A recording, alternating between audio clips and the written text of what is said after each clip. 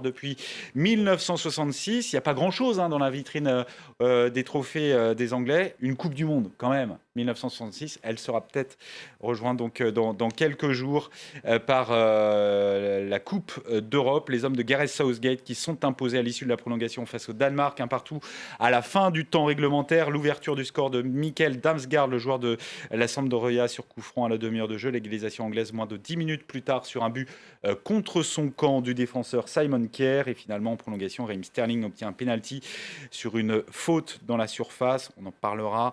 Transformé par Harry Kane, son 4e but dans cette compétition. On s'attendait, messieurs, à un match fermé. On a plutôt eu un match plaisant ce soir. Ah oui, plutôt un match ouvert avec un Danemark qui a vraiment pris l'Angleterre à la gorge, qui a tissé sa toile en première mi-temps, qui a eu un long temps fort conclu par le magnifique coup franc de Damsgaard et l'ouverture du score.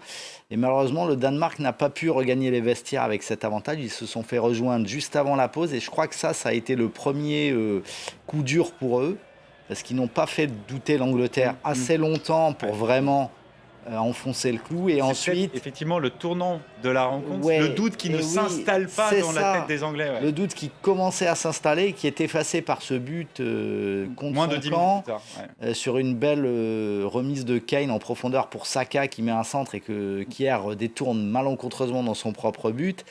Et malheureusement, ensuite, le Danemark a beaucoup subi. L'Angleterre est rentrée avec de l'agressivité. Le Danemark a tenu le choc vraiment pendant une bonne partie de la deuxième mi-temps, et sur la fin, il ne faisait que subir. Le coaching, le banc anglais est plus étoffé, le coaching a aidé cette équipe, et au final, ça paye, mais on va en reparler sur un fait de jeu assez scandaleux. En tout cas, bravo à cette équipe d'Angleterre, parce qu'elle a remarqué 10 minutes après avoir pris un but. Elle a pu compter sur ses individualités, parce que je reste toujours pas très heureux de ce système de jeu de Southgate. Pour reprendre les tontons flingueurs, je le trouve assez rustique, même agricole, ce système de jeu. Avec Harry Kane, comme vous avez pu le voir, qui en fait a décroché. C'est-à-dire que dans les premières rencontres, il a joué son rôle de neuf, mais ses coéquipiers ne le trouvaient pas.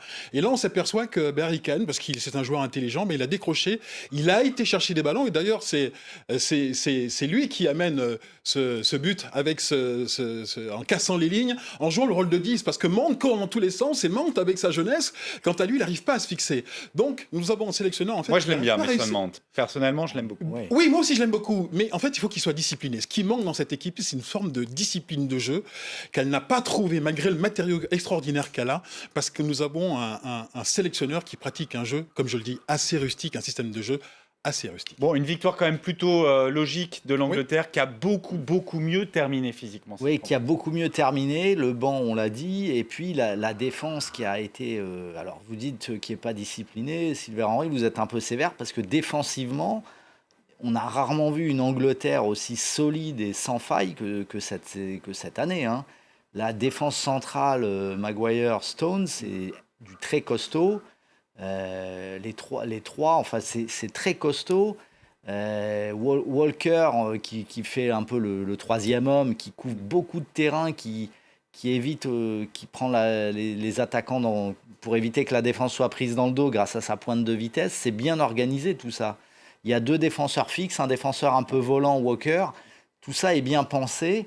Après, encore une fois, c'est une équipe qui est plutôt dans la destruction adverse, c'est un bien grand mot, mais qui est plutôt dans une manière de rabaisser l'adversaire qu'une manière d'imposer son jeu. Donc c'est pour ça que c'est un peu frustrant à regarder. Vous avez raison avec la défense, qui est certainement le soin positif. Mais moi, j'ai un gros problème. Il s'agit des 2-6 ensuite, Phillips et Rice, qui ont du mal à assurer la fluidité avec les blocs de devant. Quand je parle de manque de discipline, c'est au-delà de la défense. On a du mal à voir ce ballon qui, a fluidité, puisse progresser. Donc, c'est par cassure qu'il avance. Et je crois qu'il y aura beaucoup de difficultés en finale face aux Italiens s'ils continuent à pratiquer ces jeux-là. Mais effectivement, la défense, je pense que c'est le seul point positif de sérieux, de discipline dans cette équipe. Alors, on va parler de ce fait de jeu, on en a déjà un petit peu parlé, effectivement, on l'a abordé, mais Raheem Sterling, malin en prolongation, qu'obtient un penalty. Il est entre 2 joueurs danois. Est-ce qu'il y a penalty, ou est-ce que c'est justifié pour vous, cette décision de l'arbitre? Non, clairement non, il va le chercher, avec roublardise, il va un peu buter contre Melleux, et l'arbitre tombe dans le panneau. Alors que l'arbitre tombe dans le panneau, ça peut arriver. que personne ne l'appelle dans son oreillette et ne lui demande d'aller Alors, voir les il images. parle quand même. Enfin, il parle. Il Il est parle, en on ne contact sait pas avec, ce qu'ils se disent. Hmm. Mais c'est quand même étonnant. Je veux dire, à ce moment du match, le penalty n'est pas d'une netteté absolue. Ouais. Je suis très étonné qu'il soit aussi sûr de lui. Être aussi sûr de soi sur une action comme ça, pour moi, c'est pas un signe de qualité de la part d'un Alors, il arbitre. fait confiance à ses collègues qui sont dans le carré Ouais, régie et qui ont j'ai tous les l'impression qu'ils se écrans font pour confiance mutuellement, mais Voilà. qu'ils ont tous tort, en fait. Alors, Donc, c'est sauf gênant. que l'arbitre en question, c'était Danny McKelly, arbitre hollandais, qui n'a pas une grande Non, expérience c'était de son ces, premier grand tournoi. voilà, de ces grandes compétitions internationales. Il a un moniteur sur le terrain, au bord du terrain. Pourquoi il ne va pas le voir? Parce qu'il est souverain, il est le seul à pouvoir décider.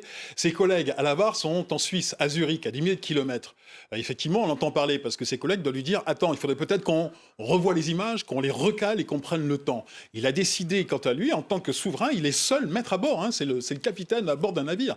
Il est le seul à pouvoir décider. Et même si ses collègues lui disent, et on ne pourra jamais le vérifier, il y a penalty, il est le seul à décider s'il doit aller vérifier, s'il peut aller vérifier, ou s'il a l'envie de vérifier. Donc il a pris la décision de ne pas aller Même par vérifier, il a acquis de accordé le conscience, penalty. il ne le fait pas. C'est ça que je ne comprends pas, en fait. Il est sûr de lui, et ça, ça peut être une qualité pour un arbitre. Là, en l'occurrence, c'est un Mais il avait tort. peut-être un train à prendre, il n'avait pas envie de finir Ouais, tard. je sais pas. C'est mais- comme Patrick, il n'y a pas pénalty, mais ça va tellement vite qu'en son fort intérieur, il s'est peut-être dit, il y a pénalty. Et là, on ne peut strictement rien faire. Et même si ses collègues, au bout, lui disent, non, on a vérifié à plusieurs reprises, il a peut-être pas envie de se dédire parce que, en parlant avec les joueurs, il a dit, oui, il y a pénalty, il y a plein de raisons. Mais en tout cas, il est le seul maître à bord et on ne peut rien lui reprocher. En tout cas, moi, j'ai senti sur le match que cet arbitre-là, on en parlait quand on regardait le match ensemble, assez martial. Il n'était pas vraiment dans la Il est- discussion avec les joueurs. Il était dans sa tour d'ivoire, il faisait son arbitrage et il s'occupait pas tellement des 22 acteurs, effectivement. Bon, il n'y aura sans doute pas un scandale parce que l'Angleterre passe, est qualifiée, et le Danemark, c'est pas la grande nation du football Exactement. qui va porter réclamation auprès des instances internationales pour un match qui lui, un penalty et qui lui aurait été injustement pas accordé, mais accordé à l'Angleterre.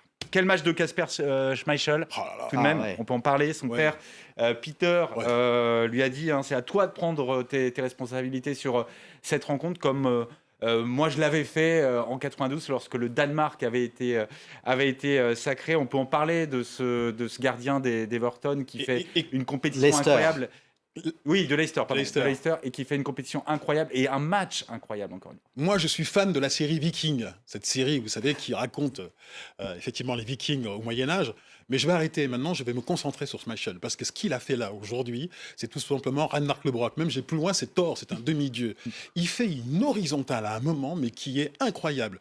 Plusieurs Pour arrêts- sortir la tête de pour Maguire. sortir- Exactement, Ouais. plusieurs arrêts de grande classe. C'est-à-dire qu'un gardien, quand il fait 3, 4, 5 arrêts de ce niveau-là, dans un match de ce niveau-là, c'est vraiment incroyable. C'est-à-dire qu'il est au top de sa forme, il est au top de son poste au niveau mondial. Et ensuite, il y a le penalty, il a vraiment pas de chance. Il arrête quand même ce penalty. Et ensuite, il y a Kane qui peut le reprendre parce qu'il l'a tiré très très fort. Je pense que c'est l'homme du match. C'est vraiment l'homme du match. Je voudrais voir, mais je pense qu'il faut le désigner comme homme du match. Il a été extraordinaire. Ouais, le mieux peut presque être l'ennemi du bien, parce que sur le penalty, s'il se contente de boxer le ballon et de l'éloigner de l'axe de son but, l'Angleterre n'a aucune chance de Il cherche marquer plutôt sur la à l'arrêter, reprise. à le bloquer. Voilà, il cherche à bien faire. Et alors, c'est pas un péché d'orgueil, il sait qu'il est dans un très grand soir, il se dit je peux l'avoir, et bien malheureusement ça ne passe pas. C'est vraiment terrible parce qu'il avait retrouvé le temps d'un match, la forme qu'il avait lorsque Leicester a été champion d'Angleterre sous les ordres de Ranieri, avec Riyad Mahrez, avec Jamie Vardy. Et cette saison-là, il avait été aérien, il avait été exceptionnel, et là on l'a retrouvé. C'est vraiment dommage pour le Danemark, encore une fois, et pour lui, parce que lui, c'est un des joueurs les plus anciens de l'équipe. Et même cette équipe, les Danois qui étaient en difficulté, ils se sont dit on va attendre les tirs au but. Avec notre gardien, il n'y a Ça pas de passe. souci. Si on va au tir au but, on va l'arracher. Et on le voit dans la dernière partie. Ils mettent l'autobus.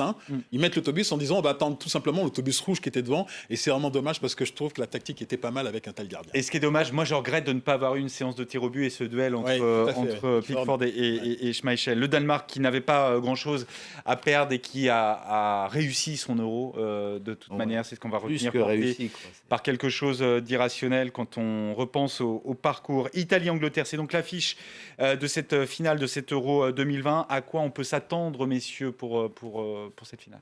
Déjà, un élément factuel, l'Italie aura un jour de récupération supplémentaire et l'Angleterre ne s'est pas économisé ce soir, donc ça peut jouer un petit peu.